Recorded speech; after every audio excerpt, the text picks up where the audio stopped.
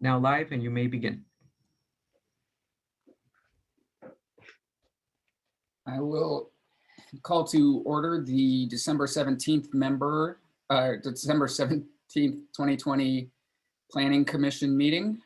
If we can have roll call. Chair Dennison, Here. Vice Chair Pevsner, Commissioners Dallas, Here. Hutt, Here. and Spears. Present. Right. I'm looking for a motion to approve the agenda. Also move.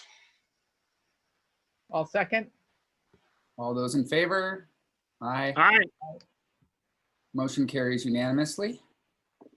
Next up is the approval of the minutes. Does anybody have any additions or edits that they would like for the minutes? I have one amendment on line 19. It shows that I was present, and on line 20 that I was absent. So I think I actually didn't make it to that meeting, so I should be taken out of line 19. Are there any other edits than those put forth? Hearing none, I'm looking for a motion to accept the minutes as amended. Also move. I'll second. All those in favor? Aye. Aye. Opposed? Abstentions? I abstain. Motion carries with one abstention from Commissioner Hutt. At this time, if we can put up the slide.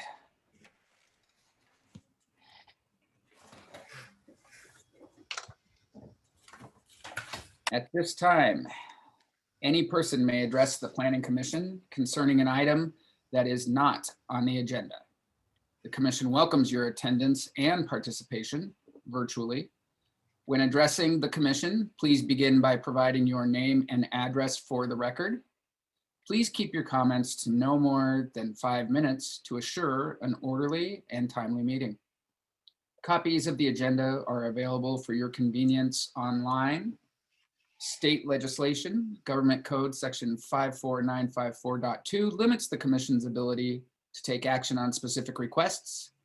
Government Code Section 54954.2 also limits the placement of items on the agenda for action 72 hours prior to meetings, except for specific findings. No action or discussion may be undertaken by the Planning Commission on any item if not posted on the agenda, except that commissioners or staff may briefly respond to statements made or questions posed by the public, or a commissioner or staff liaison may ask a question for clarification or make a brief report on his or her own activities. A commissioner or the commission itself may provide a reference to staff to report back to the commission at a subsequent meeting concerning any matter, or may direct staff to place a matter of business on a future agenda. Do we have any callers calling in?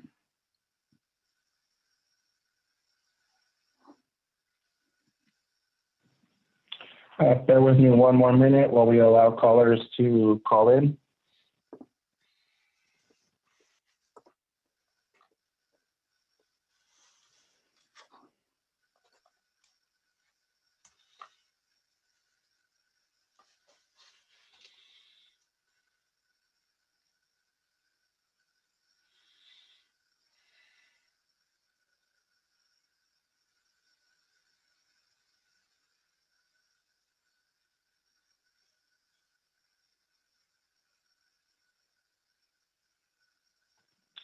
It does not appear you have any callers at this time.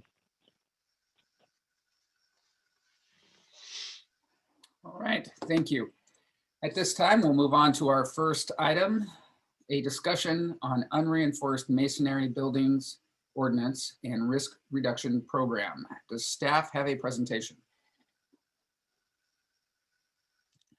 You're on mute. You're on mute.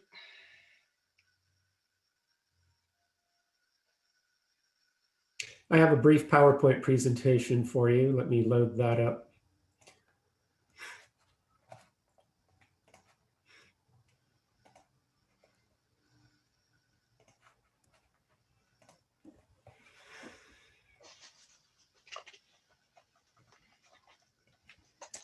Okay.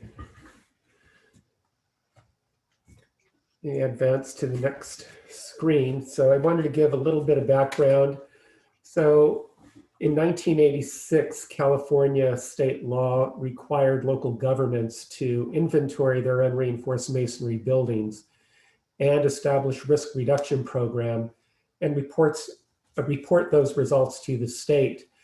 And as you can see by this Los Angeles Times January 1990 article, Sierra Madre identified 63 buildings that were unreinforced structures.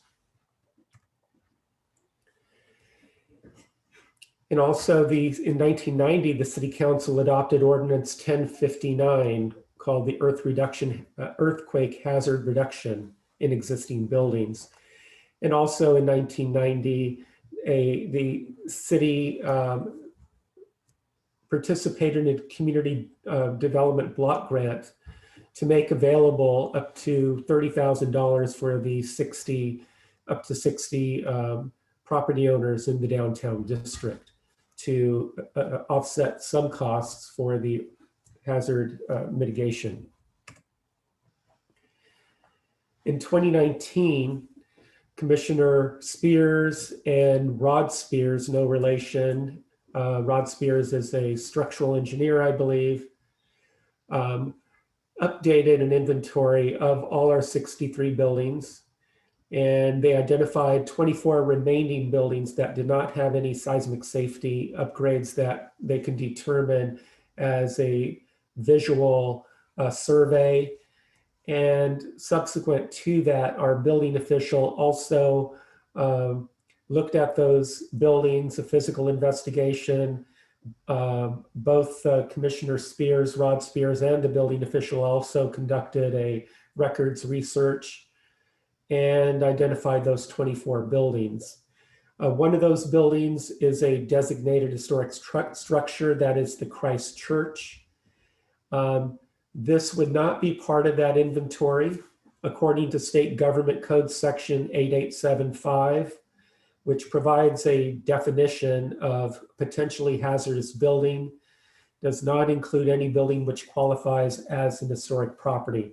So the Christ Church would not be part of this inventory, and it would be subject to the Historic Building Code. The City Council in March 2020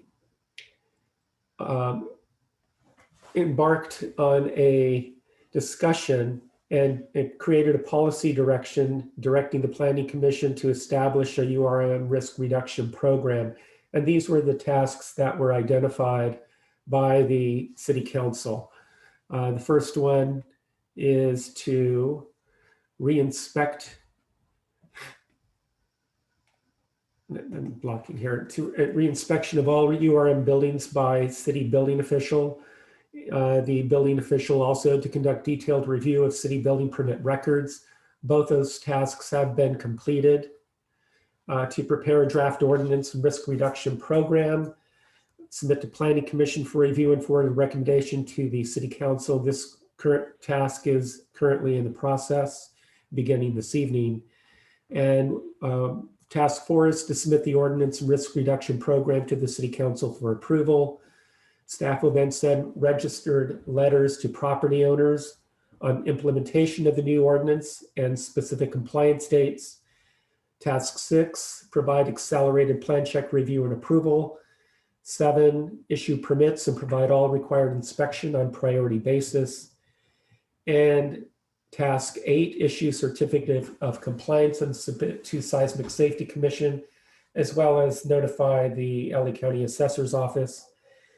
And task 9 is basically for those properties that are non-compliant, the city will continue its enforcement and possibly filing misdemeanor charges against the property owners who fail to comply.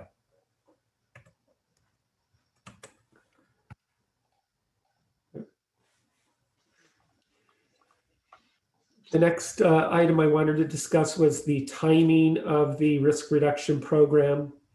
And the dates that you see here are the days, 180 days, 270, and 360 days from the date of the order were established by City Council. Staff had a longer periods of duration from the date of the order, and those were pulled back. So from the date of the order, the day the staff issues the letter to the property owners, the applicant has to submit to the city an engineer's report, a plan to retrofit, or to plan to demolish within 180 days. Going on to the next stage of the project or phase, the applicant has to obtain building permits to perform the retrofit within 270 days from the initial date of the order. And phase 3 would be to complete construction and obtain a certificate of compliance within 360 days from the date of the order.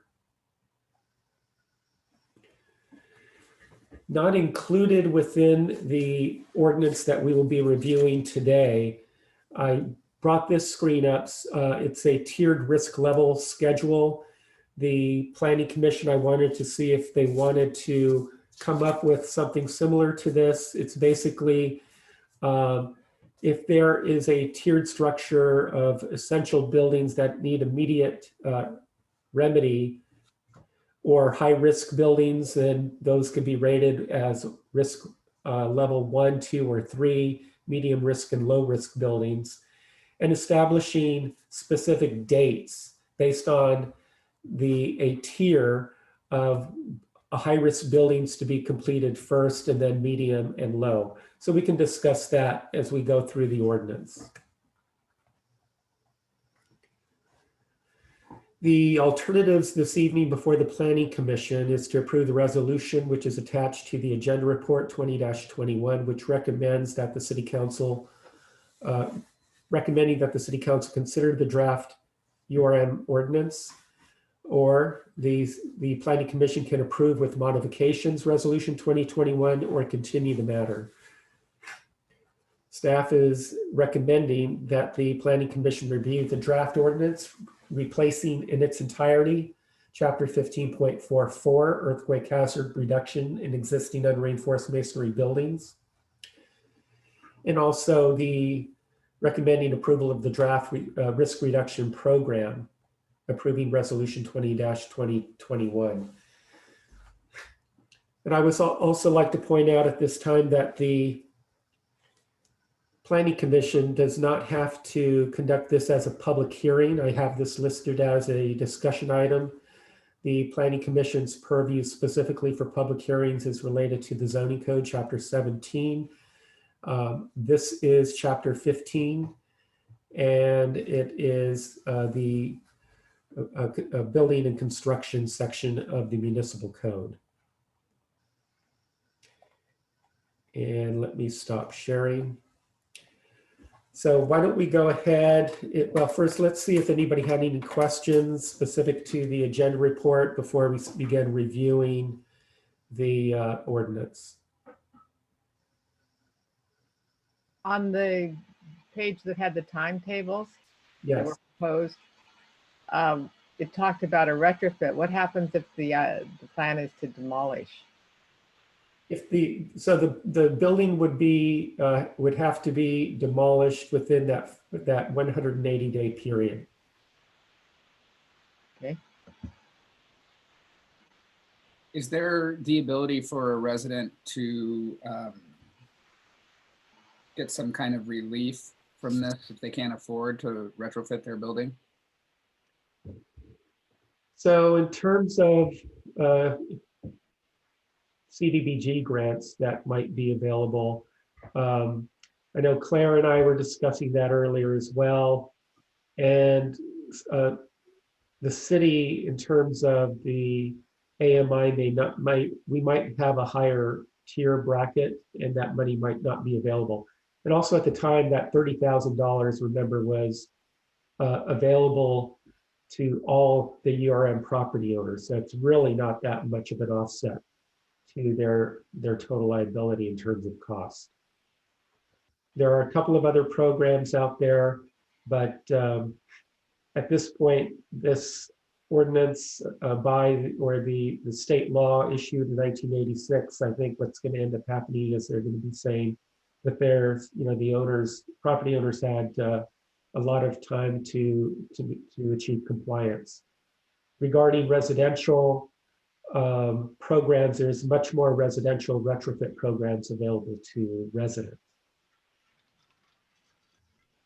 I have another So there's question. programs out there, but none of them, but this particular ordinance as written and drafted does not have any kind of period for consideration of hardship for the owners. That's correct. So is this being driven by local interest, or is this a state concern also? I would say it's driven by local interest. Well, I think it's important. I mean, I have been in some of those buildings downtown thinking, well, I hope there's not an earthquake right now. And so it's important work. I just was wondering.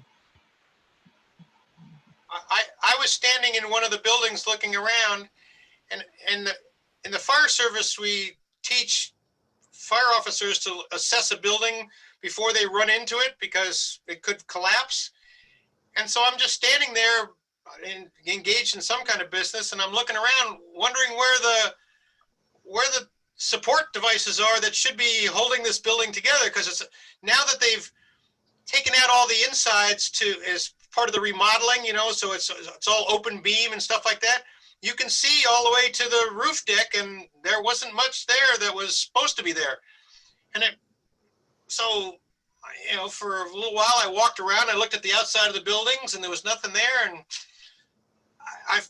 I talked with Rod Spears, who I'm very, very grateful for. This wouldn't happen without his assistance, because he is an engineer, and neither one of us could find a lot. And so we went down and looked at the records, and some buildings had evidence that they had applied and been retroactively, been fixed, and a lot of them hadn't. So, we walked around and looked some more and gave our findings to Vincent. And it was a little disconcerting. In my previous job in LA Unified School District, we had a lot of buildings that did not comply. And it was part of my job to go out and make sure that, maintenance was done and everything was made right. So I was a little puzzled, because it's been a while, 35 years. And our record search did reveal, as Commissioner Spears indicated, physical evidence of buildings that have been retrofitted out in the field.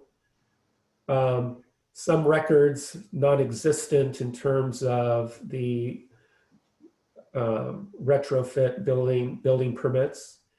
And then there were a couple with certificates of compliance, and then others, we found certificates of compliance filed with the state. And that was discovered by our former building official, Jim Guerra.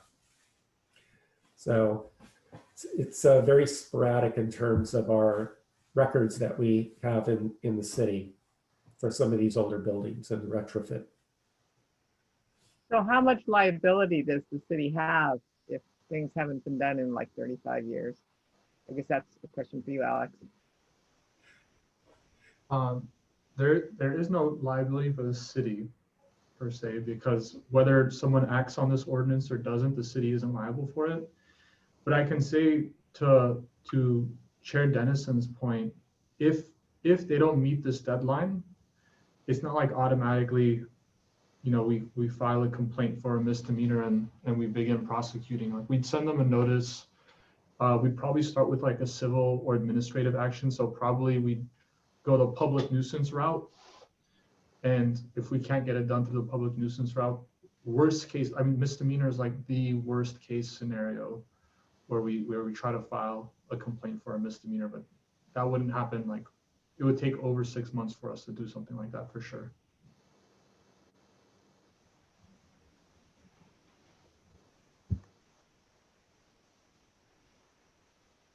Any other questions? Yeah, I have a couple questions. So There was 60, what was it, 63 originally identified, and we know that a number of those have been retrofitted. But then when the inventory was done, we saw a number of them that we thought weren't, but we don't know for certain if they have. Is that right? Because we just did an exterior inspection. Exterior and interior inspections in most cases. And it doesn't show physical evidence of retrofit, and also couldn't find anything in the building permit records. So we have a pretty good idea then that these are unreinforced. Yes. Okay. And then another question is, what do we have sort of a ballpark cost estimate how much it costs to retrofit one of these? Like, if you look at the pictures, most of the ones seem to be sort of small retail storefronts. Do we have just a general idea of what kind of cost we're talking about? I have not done a cost analysis or a typical cost analysis for seismic plates that would be adhere to the structure of the building. That would be, I would imagine, much less costly than actually having to put in structural I-beams in the building for additional support. But that's something we can look into and make some calls to other cities and see what a typical retrofit would cost. And then two other follow-up questions. One is just with regard to the timeline, especially the early part of the implementation during the COVID pandemic. I mean, I think the timeline itself seems sort of fair, especially given that they've already had 30-something years to deal with this. But to ask somebody to start this right now during the pandemic seems a little tough. And so I don't know if we want to add some time to the first part or just delay implementation. But it just seems like trying to get people out and running around doing stuff during the middle of a pandemic is sort of tough. We were not planning on beginning the program as of January 1st. So once we go through City Council, we're looking at probably by February. Once staff begins to prepare and identify the property owners and notification, we're probably now looking into March.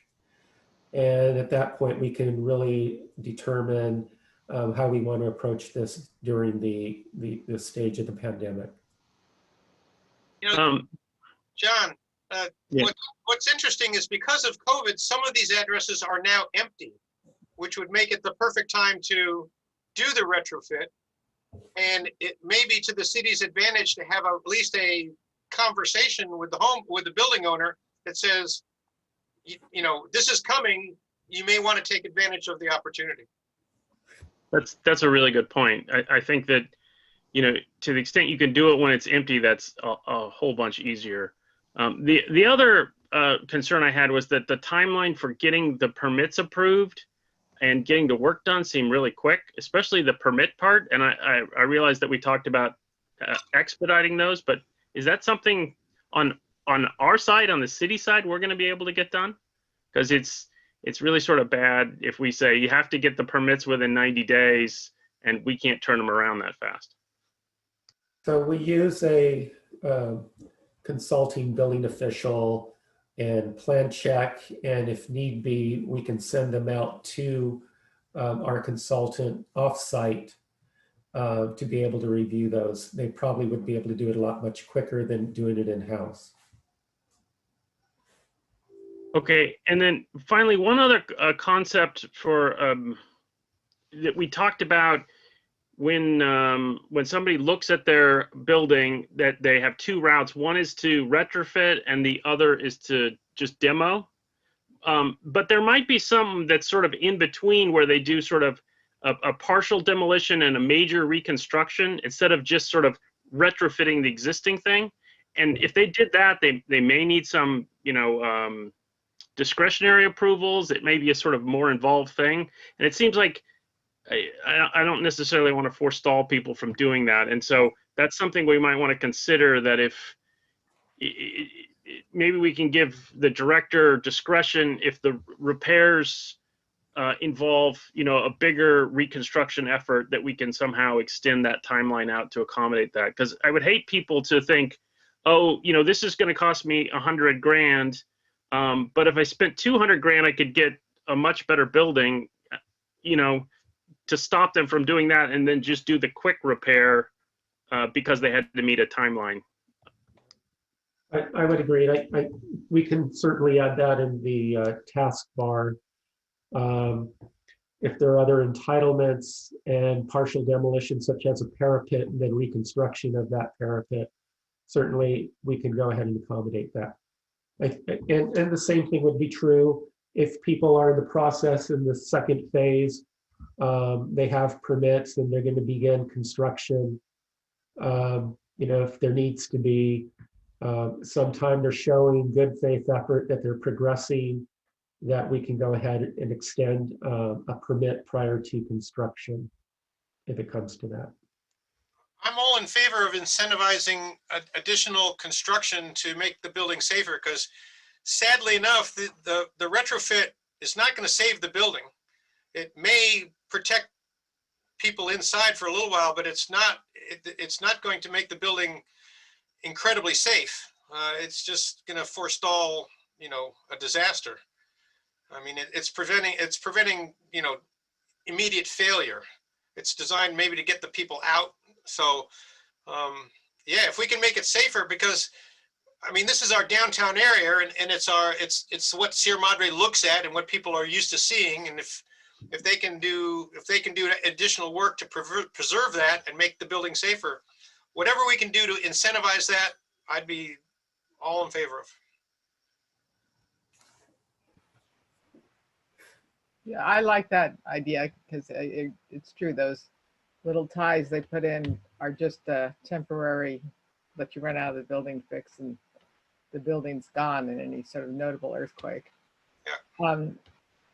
One thought though, on the people that own the property that's empty, they're not getting rent. So they're being good. Even though it's a good time to do it, they might be not financially in the best position to do it. Hopefully these people that own the properties are doing well. That's why they have the properties, but they're also hurting. So when they're empty.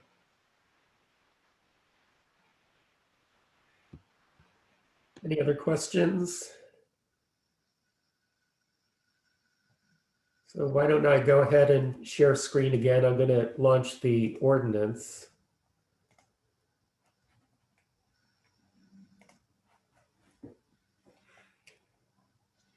So as I mentioned, we're replacing chapter 15.44, earthquake hazard reduction, in its entirety with this proposed ordinance. And why don't we go ahead and continue. I'm just going to go ahead and read through this, or if anybody has any comments, feel free to interrupt. So the first section is 15.44.005. Its short title, Unreinforced Masonry Buildings. Purpose: the city places a high priority on protecting, preserving historic buildings while encouraging their continued use. Some of these buildings prior to 1934 are constructed of unreinforced masonry, bearing walls, parentheses here and after URM buildings, and parentheses, which have been recognized as a hazard due to the potential for collapse in an earthquake. Senate Bill 457, Section 8875, subsection C, passed in 1986, formally declared these URMs to be potential hazard and required local governments to mitigate the hazard. Any comment here? I'll continue. The city declares as its goal the retrofitting of URM buildings to the standards recommended by the California State Seismic Commission, as adopted and amended in this chapter, with this decade and without loss or degradation of quality or qualified historic buildings, and without detracting from the historic characteristics of the city. Section 15.44.020. Sorry, one question, Vincent, on that. Within this decade, aren't we saying we want these retrofitted a lot quicker than within 10 years? Yes, this is, yeah, certain, we can do that. Yeah. Yeah, we'll clean that up. And Claire, if you can take notes for me as well as I go through this. 15.44.020 adoption. A, the city has adopted Appendix Chapter A1, Title 24 of the 2019 California Existing Building Code, in parentheses CEBC, in parentheses, comma, California Code of Regulations. Part 10 is published by the California Building Standards Commission. One copy of the above publication is on file for public inspection. B, this chapter shall be known and cited as the Sierra Madre Code for Building Conservation and will be referred to herein as the CEBC. The provisions of the CEBC shall be the minimum standard for reusing existing buildings and for strengthening URM buildings. Except as specifically amended herein, the CEBC shall govern the construction required to reuse existing URM buildings or to strengthen URM buildings.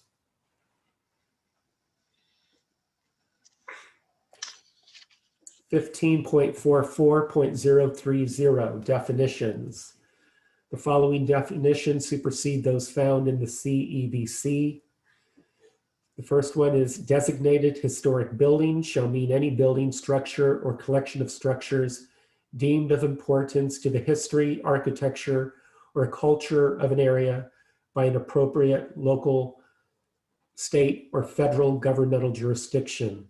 This shall include structures on existing or future national, state, or local historic registers of official inventories of historical or architecturally significant sites, places, historic districts, or landmarks.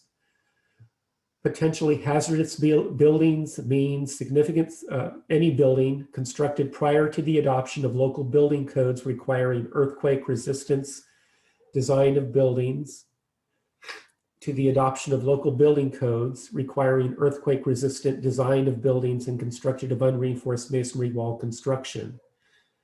Potentially hazardous building does not include buildings having 5 or fewer living units, qualified historic buildings, or warehouses or similar structures not used for human habitation, except for warehouses or structures housing emergency services, equipment, or supplies.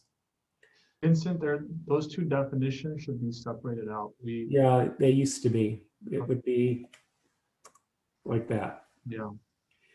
And these are coming from the CEBC definitions. So just to be clear, this doesn't apply to single family residential or even duplexes, triplexes, or fourplexes. It's only bigger multi-family apartments and retail. That's correct. And as a second effort after we complete the URM building ordinance, then we will move on to looking at residential and also soft first story. So I have a question. One of the buildings on the list is now designated as a historical building. What happens if I'm an owner of one of these buildings and I've asked for historical consideration? That's a good point, because it's a way of circumventing the code. In that case, I would probably, we can get the city attorney's opinion as well, is I would probably put a freeze on any designations of buildings within this list, limited to the list. Yeah, I think that's right. I think it's discretionary. And because it's discretionary, I mean, we could put conditions on that designation. And one of the conditions being that they need to reinforce the masonry. It doesn't need to be in the text. We can just say that we can do that ministerially. Yeah, for imposing conditions, generally we can do it when it's not, when we have discretion to approve something. So when we don't have discretion to approve, then if we're going to impose a condition, then that condition should be articulated in the municipal code. But when we have discretion to approve something, or in this case designate something, then we can add that condition, even though it's not in the code. Okay. Does human habitation here mean actually living in the building or just humans at some point going in the building? It's probably a bit of both, because in some cases, these commercial buildings could have a mixed use component. Well, I ask because like building number 66, which is like, it looks like the glass warehouse. Mhm. It seems like it's not made for human habitation. So it's a warehouse and would be excluded, right? Right. And so I guess the human habitation part is something it seems like we would want to tighten up, because as I scroll through the list of these, there's quite a few buildings that I guess we need to understand what human habitation means. I can try looking in the relevant government code sections, but I don't remember the term human habitation being defined, but let me take a look right now. All right. I just, it seems like that would be an easy way to get around it, is to say, well, I'm not designed to have anybody live here, so I'm excluded. That's a good point. So Are these definitions required by state law, or can we, I mean, do we have latitude to alter these? The definition of potentially hazardous building is coming from state law, and our authority to require these property owners to retrofit is derived from state law. So this definition, at least, we don't have a lot of latitude to change. But let me see if I can figure out what human habitation means here. Okay, thanks. So why don't we continue while Alex is researching that? The next section is 15.44.040, compliance requirements. The owner of each URM building permit built prior to 1934 is shown on the list entitled Seismic Safety Survey, revised December 2019, in parens on file with the building official, as such list may be amended from time to time, attached to the ordinance codified in this chapter as Exhibit A, and incorporated herein by this reference, end parens, shall upon service of an order by the building official within the time limit set forth in section 15.44.120 herein, cause a structural analysis to be made of the URM building by an engineer or architect licensed by the state to practice as such. If the building does not comply with earthquake standards specified in this chapter, the owner shall cause it to be structurally altered to conform to such standards, or shall cause the buildings to be vacated, secured, and demolished. Yeah, I don't think we need the word permit in the first line. And I just looked up human habitation. It's not defined in the relevant code section relating to the seismic retrofit. It's also not even defined in the government code. So I think we just have to use like the common sense definition of human habitation, which I would think is, I think it's residential use, but I mean, I leave that to the commission. But this definition has been around since '86, right? Yes. So you think, I mean, this might have been tested somewhere, even if not in court. There might be some people who have already tried this loophole and you know, governments have figured out a way how to put a stop to it. So I mean, hopefully it works. Yeah, I'm not trying to be clever. If I'm making a point here that's probably not relevant, you're right, it's been 35 years. I'm sure they've tested it by now. They would have changed it if this loophole worked. So maybe I'm making too much out of it.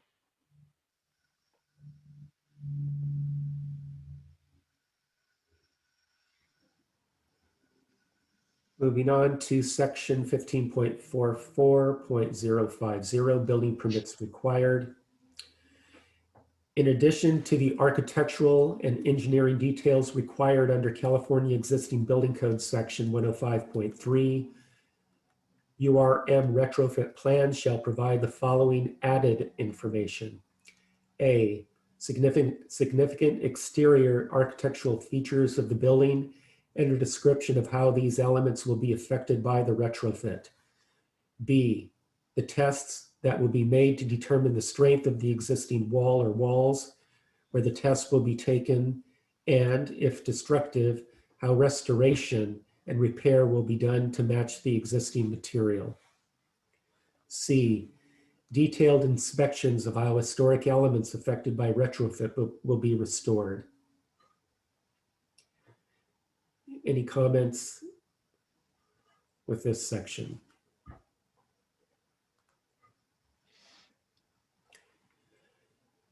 Moving on, 15.44.060, application for demolition permit. A, applications for demolition of a URM shall be filed with the Planning Commission. So essentially any building that requires retrofit will go before the Planning Commission. Why would that be? What was that again? I didn't understand the purpose of having this come before us, especially if we're trying to get through in a certain amount of time. Why would we add a review by the Planning Commission? And I think Alex and I talked about that as well. Maybe this was left over. I think I was going to be taking this one out. Do you recall, Alex? Yeah. Because we were talking about should the, especially these are structural plan checks. I think we were making a change that shall be filed with the planning department and reviewed by the at the director level. Yeah, so just so everyone knows, this ordinance is modeled off of what Pasadena did, and Pasadena had everything go through the Planning Commission. I think why we kept this one is because it requires a demolition permit, and don't demolition permits ordinarily go through the Planning Commission? Is that right? Well, the ones that are 75 years old, which all of these are, right? So, I mean, we would have to do a historic Yeah. survey on the building, or at least a preliminary historic evaluation. I guess the question is, one of the exemptions from doing that is if the building is unsafe. And I guess the question is, if it's unreinforced masonry, does it automatically qualify as unsafe so that they could just demolish it? That would be the case. The building official would make that call, and he could order the building to be demolished. So should we remove, I guess, are we making a director approval then? Well, do we want to just not specify? Because That's the way to go, I think, Commissioner. Yeah. Yeah, I agree. And then the same thing would occur here in 15.44.070, demolition of URM buildings required findings. So in this passage here, the Planning Commission may only deny requests to demolish a URM building if it makes the following findings. So in this case, we would replace the Planning Commission with the director. And the following findings would be: number one, the building is a qualified historic building as defined herein. Number two, denial of the demolition request does not deny the owner all economically beneficial or productive use of the property. well, I think what we do is in 44060, we would say be filed in accordance with, and then cross-reference the demolition ordinance. And then in 070, change all the planning commissions to reviewing authority. And then whatever the reviewing authority is in that code, whether it's the staff level or planning commission level, it applies. Okay.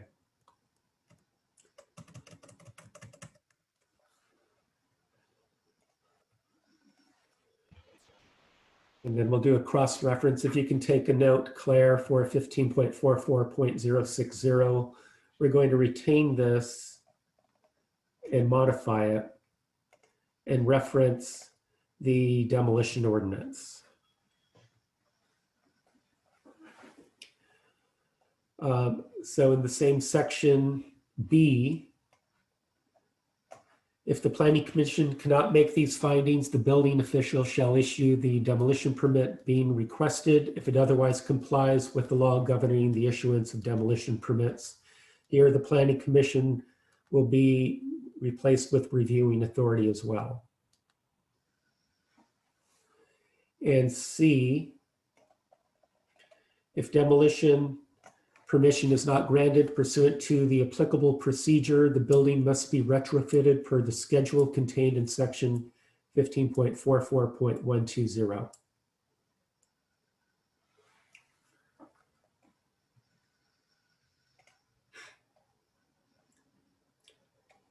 So section 15.44.080, designated historic buildings, additional standards. A, in addition to the standards for seismic retrofit adopted in section 15.44.020 herein, seismic retrofit projects for designated historical buildings shall conform to the State Historic Building Code, in parens Part 8, Title 24 of the California Building Standards Code, and parens and the Secretary of the Interior Standards for rehabilitation and guidelines for rehabilitating historic buildings, most current edition, and as applicable. And this should probably have a semicolon. Number 1, preservation brief number 1, the cleaning and waterproof coating of masonry buildings, National Park Service, November 1975. Number 2, preservation brief number 2, repointing mortar joints in historic brick buildings, National Park Service, September 1980. And number 3, preservation brief number 6, dangers of abrasive cleaning to historic buildings, National Park Service, June 1979, as a reference. Were there any in the last 30 years?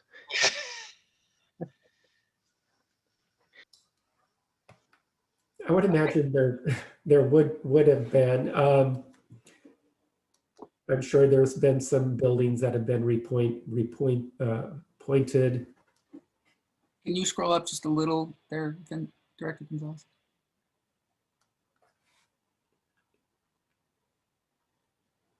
So help me understand. I thought that if it was a designated historic building, it was excluded from this code.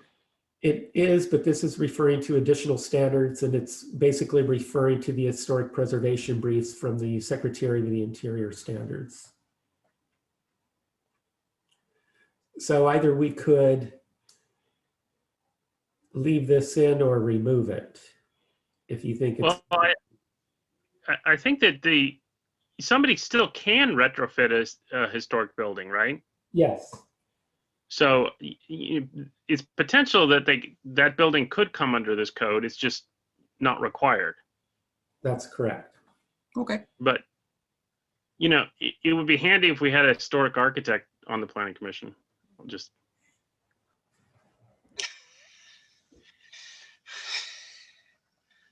Yes, it would. B, seismic retrofit plans and specifications shall be reviewed by the director. And if we want, we can change that to the reviewing authority here as well. Yeah, that makes sense. Okay. So Claire, if you can make note of that on B. 15.44.90, plans approved prior to construction. Prior to the issuance of a permit by the building official, the plans for retrofit work on any URM building must be approved by the director. And it's really the building official would approve this. Yeah, it's certainly not planning commission, because that's a level of detail that is a waste of time to bring to us. Right. And I might play with the language here, but I'm just going to put this in here for now so I can go back and take a look at it. Is there an event where somebody wouldn't already be reviewing? I mean, doesn't the building official have to review all engineering plans? These, the building official will review. He's going to be the person, or the building official would be the person to approve and stamp the plans, the final construction plans. So I would imagine if these are commercial buildings, the city engineer will also look at them, and the building official will ultimately stamp them as approved. Is the point of this provision just that the director reviews to make sure that the findings that were previously made haven't been, I don't know, violated by when they went to actually get construction documents? Because I mean, to Tom's point, the building official is going to review it all anyhow. Yeah, but that's a good point, Commissioner Hutt, that they may have been trying to ensure that there was one last check that what got approved was consistent with the plans, And also the findings. or the findings rather. Thank you. So maybe we should clarify that, leave it, must be, and maybe say, prior to the issuance of a permit by the building official, the plans for retrofit work on any ERM building must satisfy the findings, and we can refer to that section by the reviewing authority. Well, I don't think we needed to be reviewing authority though, because we don't need to bring it.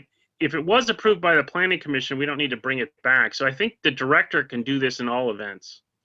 It's just the director reviews to make sure it's compliant with the findings and otherwise of this chapter.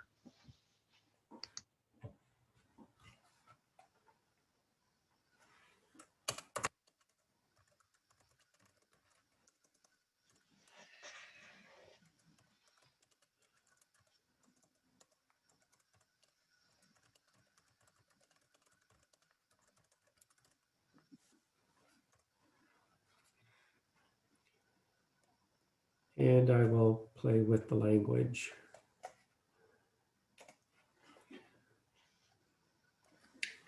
(15.44.100) guidelines. The City Council by resolution may adopt guidelines for the retrofit of buildings pursuant to this chapter, if we wanted to go this direction. What kind of guidelines is that? What does that mean? Yeah, I mean, does that mean like publish a pamphlet or something? Yes, so if we were looking at, maybe the anchor plates have to be concealed from public view as much as possible. That I-beams, that they need to be placed within the building instead of having them exposed on the exterior surface of the building. It's probably not that involved, but it might help if we identified some of those elements to ensure that the building, the integrity of the building, its view is retained as much as possible. So does the city council have that kind of insight in order to make those guidelines, or are we going to recommend to them? The way I kind of see this working is, after this ordinance has been adopted, if the director thinks that if the director or the building official thinks some change is necessary to make sure either all the retrofits are consistent or, I don't know, something, it gives us this leeway to do it.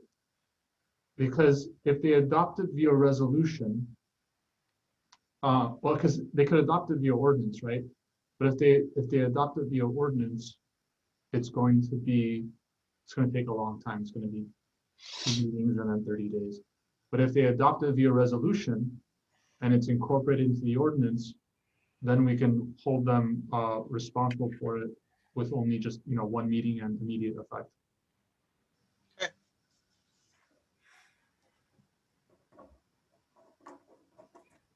But yeah, to your point, the city council would not know this. This would come directly from the building official or the director or someone else that would know. You know, Vincent is correct that there's suggestions for retrofitting that are more aesthetically pleasing than others and that preserve the look of the downtown area. You know, I mean, in my walking around, in other cities, I've seen some pretty ugly retrofits. So we may want to weigh in on things that we would prefer.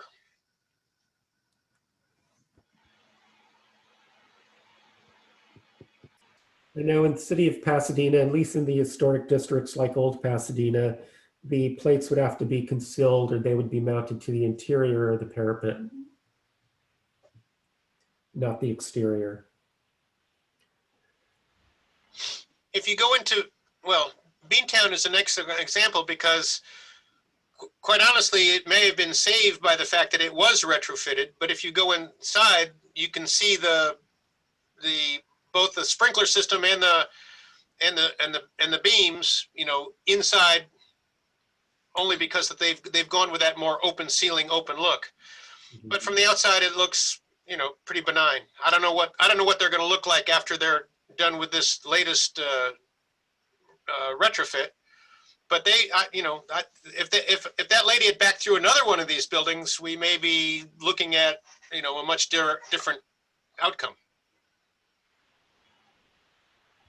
Right, an unreinforced building could have had potential for partial collapse. Yeah, absolutely. Mm-hmm. I personally find the reinforcement plates and beams comforting when I'm in a brick building. You know, I kind of look for that. So I don't know. What's aesthetically pleasing? Well, I don't mind when I'm in the building seeing all that because, you know, while I'm waiting for my whatever, I can, oh, look, they've done a good job here. This is the way the whole thing, not everyone is so interested in the, you know, components of a building, but I would rather see that inside than something that's, you know, superimposed on the outside of the building. I've seen a couple of those and it's sort of like, wow. I don't know.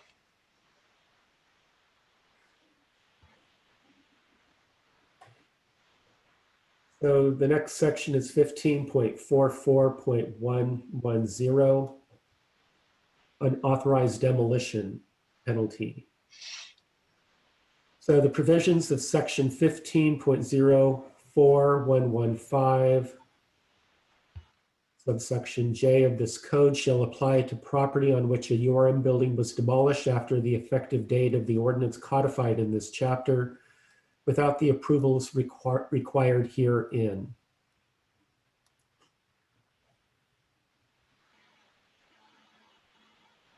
And then the next section, 15.44.120, order to retrofit time limits. A, the owner of a URM building within the scope of this chapter shall comply with the requirements set forth herein and submit to the building official the information below for review within the prescribed time limits as measured from the date of the order. Number 1, within 180 days after receipt of the order, a structural analysis subject to approval by the building official shall demonstrate that the building meets the minimum requirements of the CEBC, or within 270 days after receipt of the order, obtain a building permit to complete structural retrofit alterations or in compliance with this chapter, or within 360 days after receipt of the order, complete construction for installation of wall anchors and parapet braces in accordance with the requirements specified in CEBC Appendix A1, Section A113.1, or number 4, within 180 days after receipt of the order, submit an application for the demolition of the building if the building official determines that the building is unsafe to occupy. We have comment here. Yeah, I think in 2 and 3, I would like to bake in some director discretion to allow more time if the retrofits, the contemplated retrofits either require discretionary permits or otherwise larger, take more permitting time in 2. And then in 3, if it's a partial demolition or a larger, reconstruction than just the wall anchors and parapet braces, that there's more time in 3. Okay. And I'm fine to delegate that time limit to the director to determine that, because I don't think that needs to come up to the planning commission. Okay. And then the other one is in 4. It seems to read here that they can only do the demolition if it's the building official determines it's unsafe, but there's all these other reasons up above. So maybe we just say submit an application for demolition of the building in compliance with this chapter or something like that.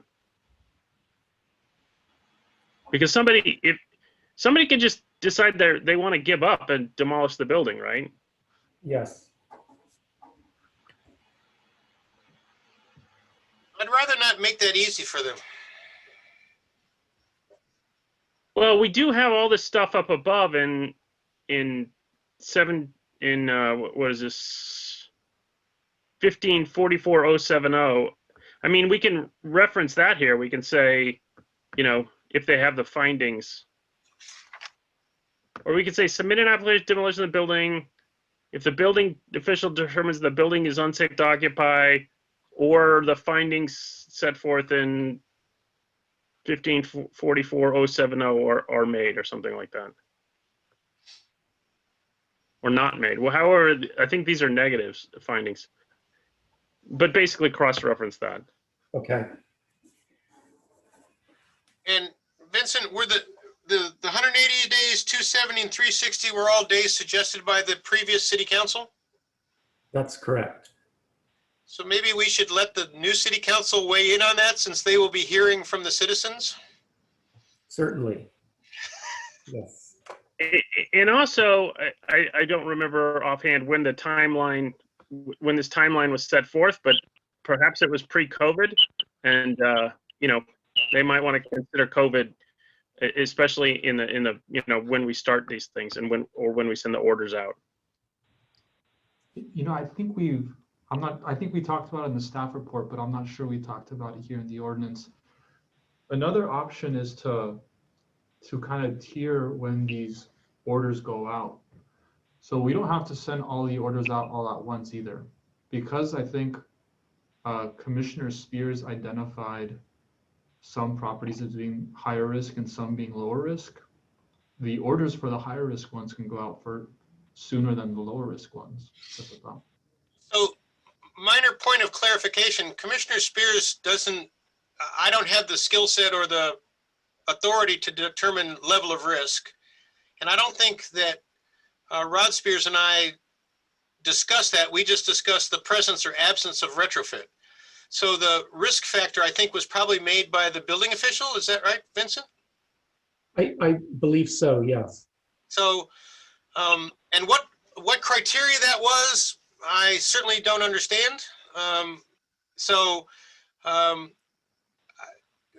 I agree with you that there are some buildings that by title seem to pose a higher risk because that's the way they were labeled, and maybe they should be addressed first. On the other hand, if the building is unoccupied now and they can make the modifications, I'm happy if anything proceeds. I mean, progress is what we're looking for. But I'm not sure I agree with making it too difficult for them to get a demolition. If one of the essentially by right option is to just, as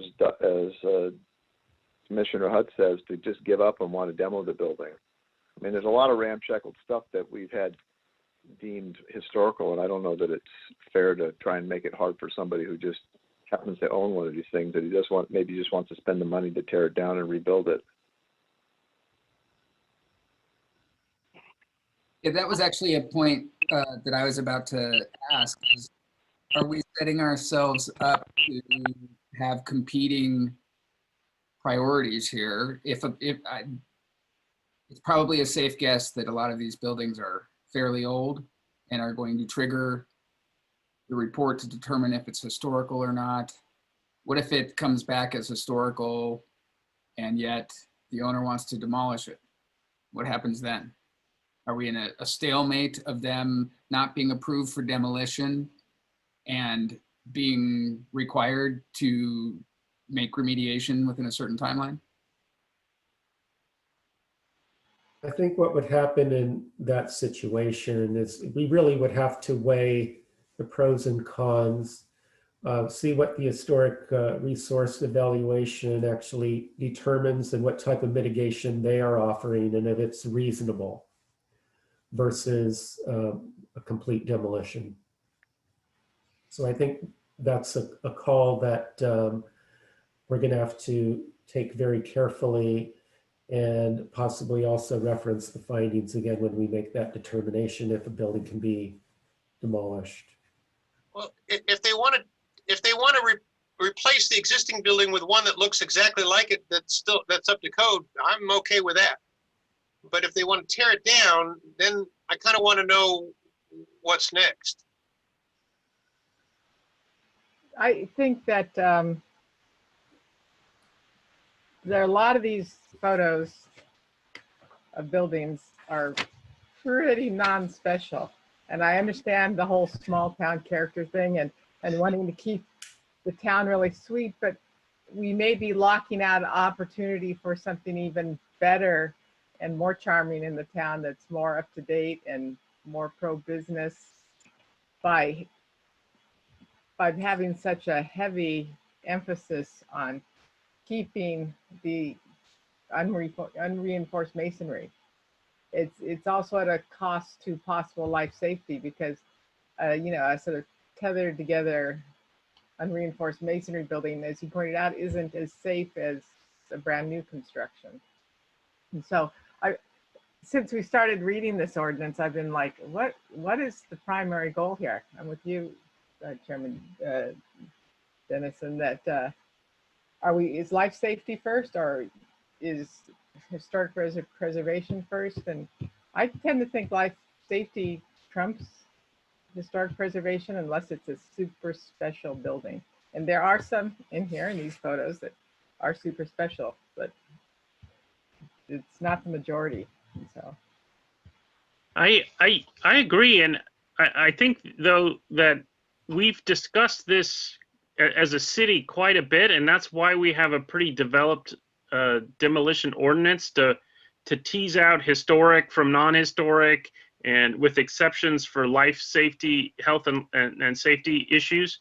So I sort of think that we shouldn't try to reinvent the wheel as far as balancing health and safety versus historic preservation. We should just punt to the demolition ordinances we already have and say, look, comply with those, because we've already talked about this stuff quite a long time. And there are exemptions from the historic requirements if something is unsafe, which I think makes sense because that's really the number one priority. But then there's appropriate, protections for historic or potentially historic structures. So that's my recommendation is we don't try to reinvent that and we don't try to have a different standard. We just say, do it in accordance with our existing demolition ordinance, and let that balance that we already have work. but I was saying that the way this ordinance is written, it's really embracing the idea that it's important to retrofit the building you've got rather than, especially under the adoption portion near the top. It's like, this is all about retrofitting and not about whether it's the safest consideration. So. Well, maybe Right. I agree. And I think that's one of the reasons why, I guess this was a Pasadena ordinance. We changed the concept from everything has to come to the planning commission to follow the rules that we have and let the appropriate reviewing authority do it. Yeah, and in Pasadena, their old town has a lot of really sort of special storefronts that, we have a few in town, but a lot of them are pretty plain. And so, I was in one of those special storefronts in an earthquake, and I assure you, condemned that building within weeks of that earthquake. It didn't, and it had some of the retrofit stuff in it. I suspect the standards that we're trying to get people to retrofit to would make these buildings look really good as newer versions. you mean as a new building instead? Yeah, there are some really nice new commercial building concepts out there. And so, There are 6 addresses that were initially on the list on the 14 through 24 West Sierra Madre Boulevard, which are actually new buildings, because in 1990 there was a fire that went through and those were all rebuilt. So we have some new buildings in this area that I guess we've grown accustomed to. is that where the subway is located? Say what? Is that where the subway building is located? No, it's the Pilates studio up above, and the store with the optometrist in it. Okay. Yeah, so it can be done. Yeah, it can be done. I guess to your point, Commissioner Hutt, the way the demolition codes are written are such that they provide relief and discuss life safety. So that's not something that we need to be overly concerned with here. Is that what you're saying? Yeah, and they try to, strike the right balance there. So my fear is if we try to figure that out here, we're going to have competing provisions, and we're better off just using the ones that we already have. Okay. We will revise the code when we come back with this. Basically just reference the demolition code, so it's in accordance with the demolition code.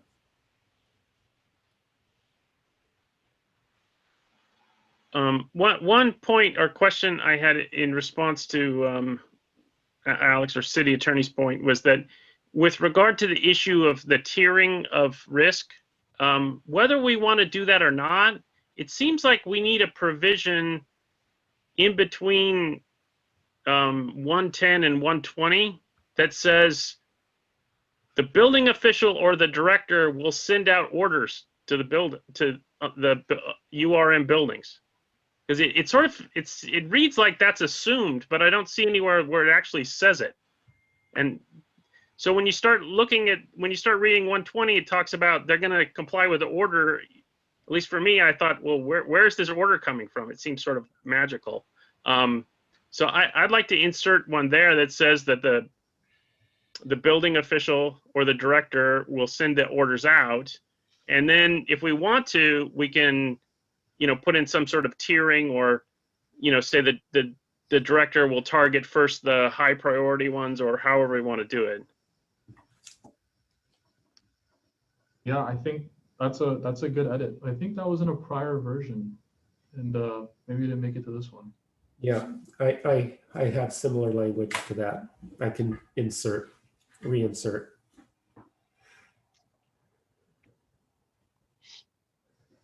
So why don't we move on to? Oh, sorry, it's in 15, 44, 130. So it's actually the next section. Okay. So B, and we're still under order to retrofit time limits. B is after plans are submitted and approved pursuant to this chapter, the owner shall obtain a building permit and then commence to complete the required construction or demolition within the time limit set forth in section 15.44.120 herein. Such time limit shall begin to run from the date of the order is served in accordance with section 15.44.120.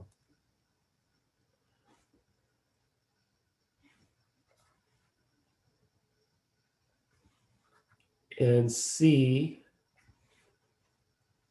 Applicants electing to install wall anchors and parapet braces pursuant to subsection A3 above are also required to retrofit pursuant to subsection A2 or demolish according to subsection A4. If such election is made, the 270-day period provided for in subsection A2 and A4 and the time limits for obtaining a building permit and for completing structural alterations or building demolition set forth in section 15.44.120 shall be extended by the building official 1 year. Each such time limit shall begin to run from the date of the order is served.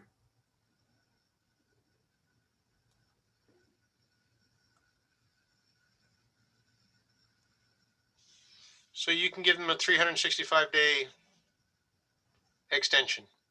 In this instance, the way it's structured, yes.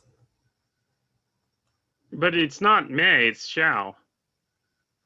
They get a 1 year extension if they do something, and it's not clear to me what it is they need to do.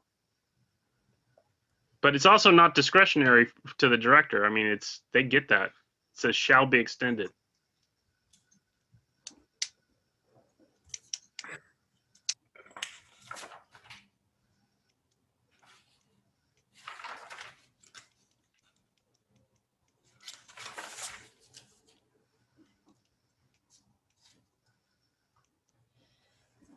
Yeah, can it be May and you not put in a full year, you know, or no more than a year?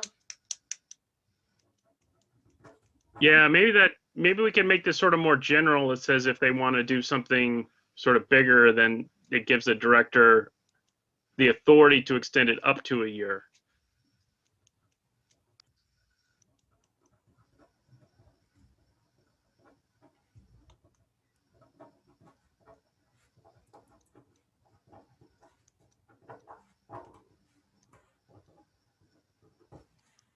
Okay.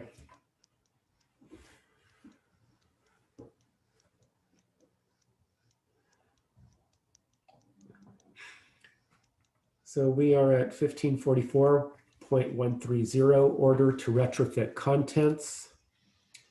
The order shall be in writing and shall be served either personally or by certified or registered mail upon the owner, as shown on the last equalized assessment roll, and upon the person, if any, in apparent charge or control of the building.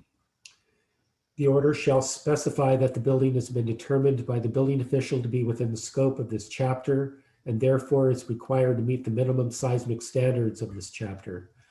The order shall specify the rating classification of the building and shall set forth the owner's alternatives and time limits for compliance.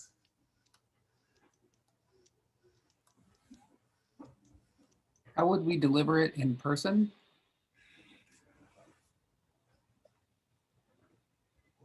Very carefully.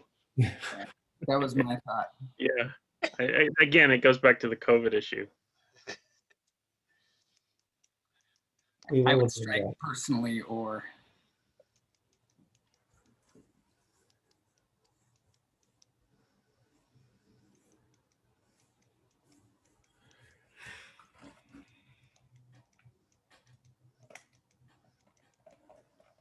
Actually, when Starbucks came in and they put in for an application to change that building, that's when you found out who really owned it? I mean, because we didn't know who was the person who was the true owner?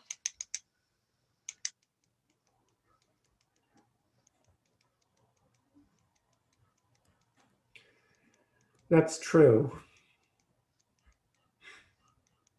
I mean, it might be helpful to go back and make sure that we know who really does own these buildings. Mhm.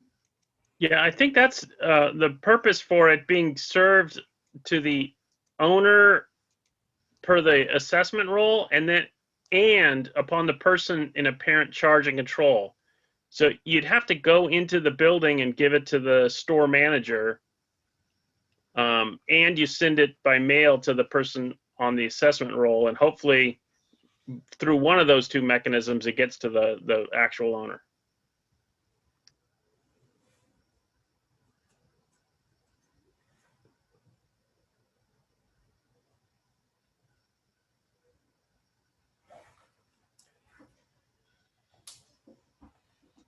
Moving on.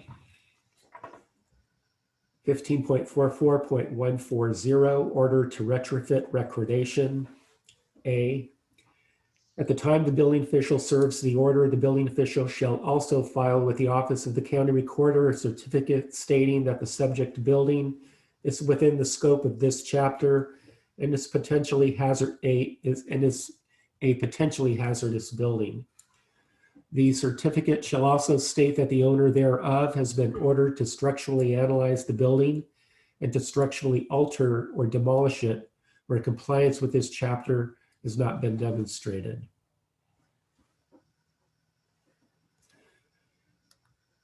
And B, if the building is either demolished, found not to be within the scope of this chapter, or is found to be structurally capable of resisting minimum seismic forces required by this chapter as a result of structural alterations or analysis, the building official shall file with the Office of the County Recorder a form terminating the status of the subject building as being classified within the scope of this chapter.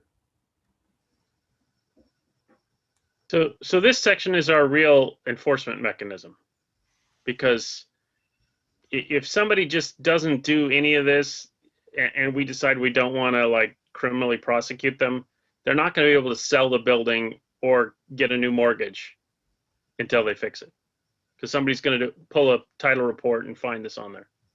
Yeah. So I think this is a really good idea and probably a better way of enforcing than taking somebody to court. In some cities, they're required to post a sign on the building. I think that might be helpful. Yeah, the city of Pasadena was doing that. And also, That posting requirement's actually in, that's in state law. And it might be worth including that. We should probably include that in the ordinance itself. So in the next draft, we can include language like that. You know, because being guilty of a misdemeanor doesn't really shake a lot of people. And if they're already making money because it's rented, they're not under a lot of pressure, but the sign may offer some inspiration. I think that sign though I'll go back and check. I think it only applies to apartment buildings. But anyway, we'll get that language in there from state law, whatever it says. Okay. okay, that's a good point. Any other changes to this section? So the next one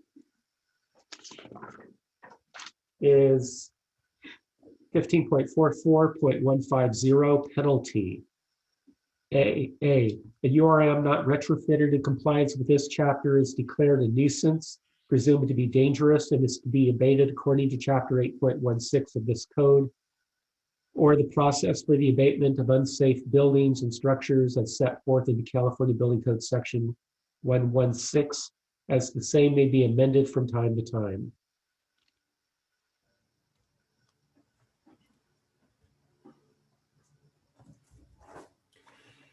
B, as used in this subsection, abatement means vacating, securing, and embracing the building to minimize its potential for collapse and to protect it from weather and vandalism damage.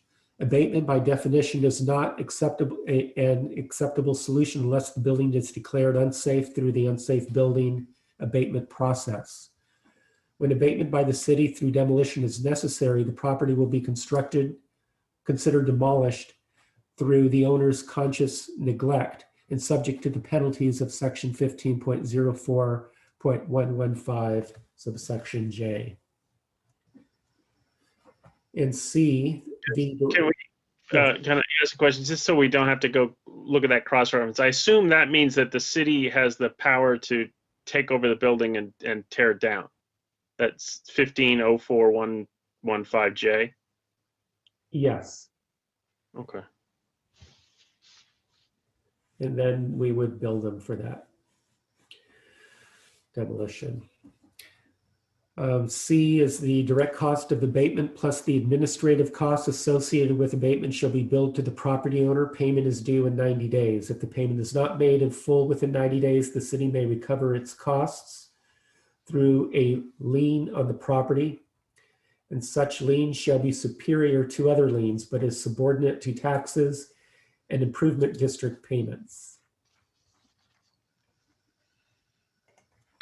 Question for the city attorney: do we have the authority to on that lien to send that lien to any mortgage lien holders of record, or we only have the authority to record it?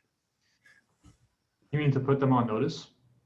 Well, I mean, obviously, if we record it, they're on notice. But this is a supervening lien is going to be a violation of any mortgage loan that anybody has. And so, if we can let those lenders know, that's going to also spur the property owner to fix the problem.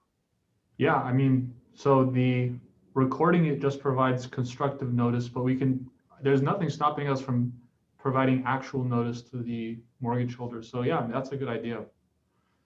Okay. I'll get it moving. I'll make a note here.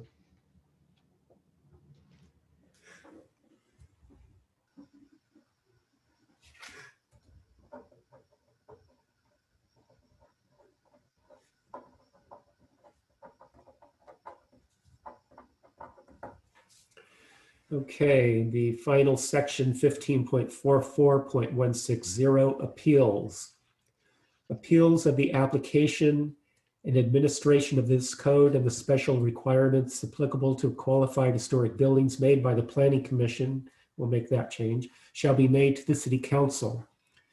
Other appeals of the application and administration of this chapter and those relating to the technical engineering aspects of the reference California building codes shall be handled according to the appeal provisions of the California Building Code.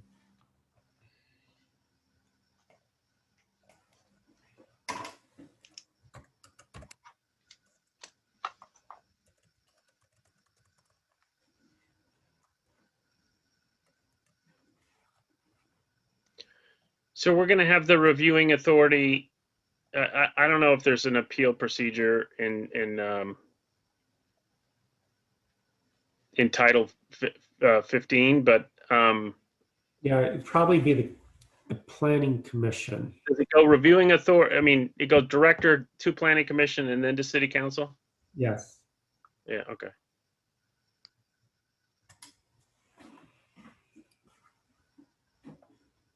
So we should probably take that line out about the City Council then.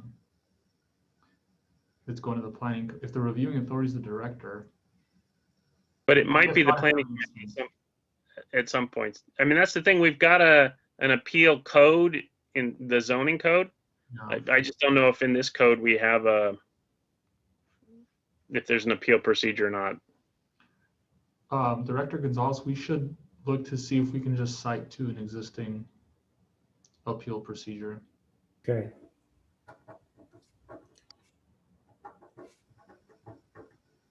Is it okay for us to cite to the zoning code appeal procedure?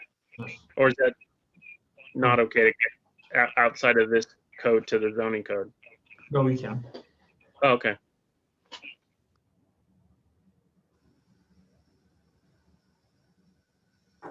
Okay, Alex and I will, the city attorney and I will work through this.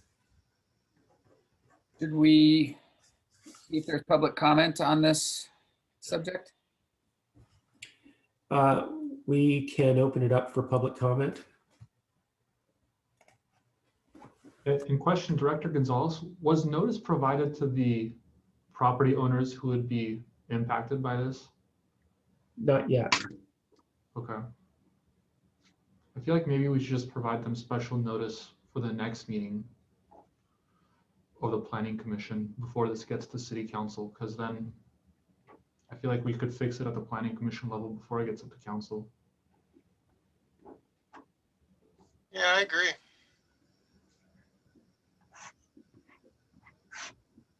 Okay, if that's the case, then we'll probably have to move this item to February 4th, because there'll be a little bit more involved. Trying to locate property owners, which is always a challenge. Mhm. But but it would end up giving them more time to prepare and think about it. And like I said, if the building is empty now, it might be an advantage. Mhm. And I don't know if council would be ready for, if they see this for the first time and they get a bunch of property owners that are upset, I don't know that, I feel like this body would be better prepared to answer their questions and address their concerns. It seems like the fair thing to do to let them weigh in before it gets too far along.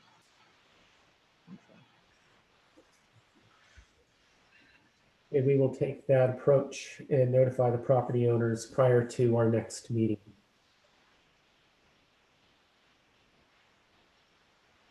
I'm going to stop sharing and then we'll do public comment.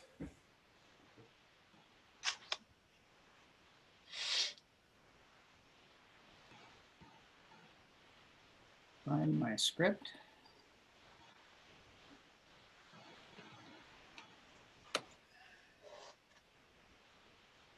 At this time, any person may address the Planning Commission concerning this specific item on the agenda. The Commission welcomes your attendance and participation virtually. When addressing the Commission, please begin by providing your name and address for the record. Please keep comments to no more than 5 minutes to assure an orderly and timely meeting.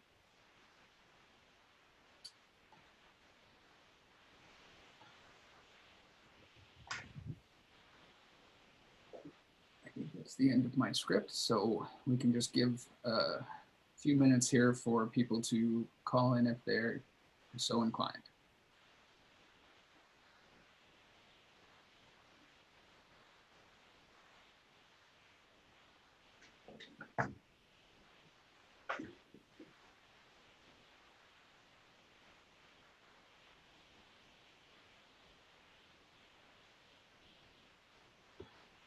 So I think at the next meeting, the city council is going to choose who's going to be the liaison, correct, Vincent? For this commission? I believe so, yes.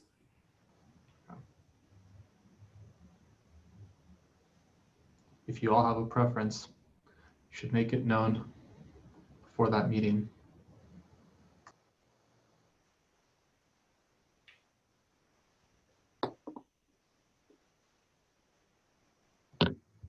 How would one even do something like that? Sorry? How would one even make a preference known? I mean, You could always contact your council member that you want to work with, and you could say, hey, we want to work with you. it's interesting. Never even thought of that.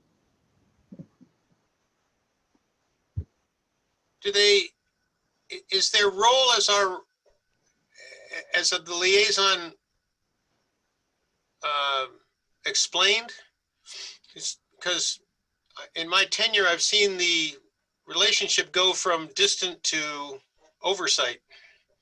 You know, I should have never brought it up during this agenda item because like I'm definitely going to violate the Brown Act now, but how about we address it during staff comment? I feel like that would be a better time. That'd be better.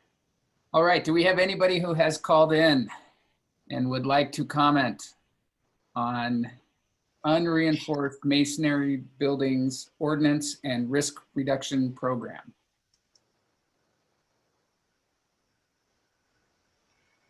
We do not have any callers for public comment. Thank you. I think then we can move on to Planning Commission reports.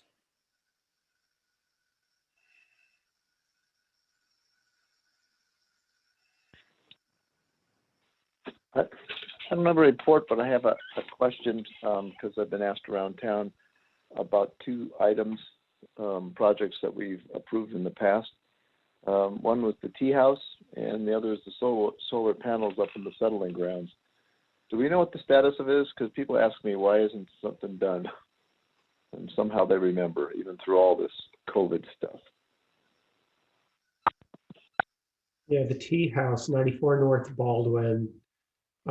They were in plan check, and then they kind of disappeared. Then they reappeared very recently, and stated that they were going to proceed with the project, and we gave them an extension of the building permit to move forward. They had very few things to correct. It's almost just replacing a few sheets.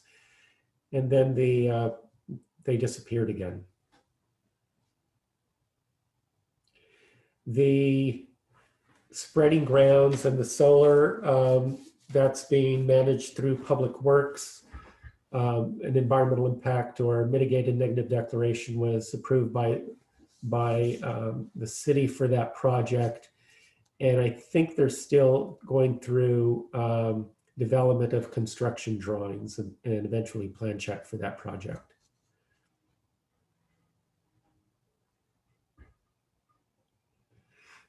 Thank you. Wheels of, the wheels of government turn slowly. I'll be right back. Are there any commissioners who would like to wow us with tales of completing certain races in times of public health crises? Nothing I did involved a wowing, but I completed the Mount Wilson Trail Race. So Wow. once again, How many years do we dare ask? many years. So yeah, I ran it with Karen Moran, who's over 20 years, and I've been doing it as long as she had, longer than she has. We have one person that did it the day before who's been doing it for 36 years. So, you know, it doesn't get any easier, amazingly.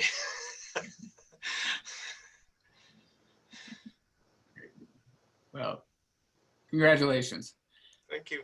I guess if there are no other planning commission reports, we can move on to the planning and community preservation staff reports, which may or may not include how it is that we find out who our next liaison is. Correct. So it looks like we're going to be canceling then the January 7th meeting to allow more opportunity to be able to, excuse me, contact property owners who own URM buildings. So the next meeting would be on January 21st.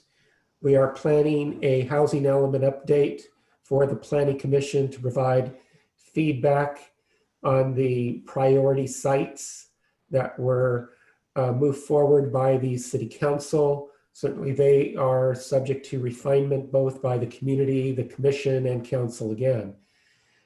So that's going to be an interesting evening to look at that presentation. And then we do have a project also included in that January 21st meeting.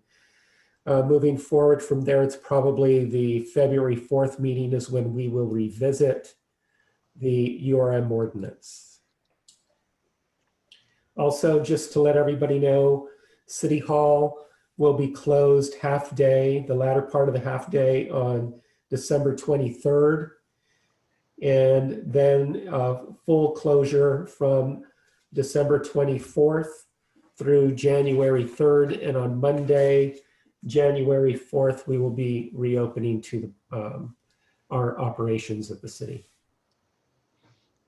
So we will be closed during the holidays. That concludes my report. There any chance we could get an update on the status of development at the monastery? So currently, staff does have a specific plan, a draft plan that is being reviewed both by staff as well as our peer review consultant. Looking at receiving the draft EIR in the next couple of weeks, again for staff review and peer review. From that point, we will issue a notice of availability, and that document will then be placed online for anybody to review and provide written comment within a 45-day public comment period. Thank you. Hearing no other business before this body, I guess I will adjourn this meeting until our next regular meeting on January 21st, 2021. Happy holidays to all, and You as well. we'll see you next year. Great. Thank you. Have a good year. Thank you, everyone. Take care. Bye.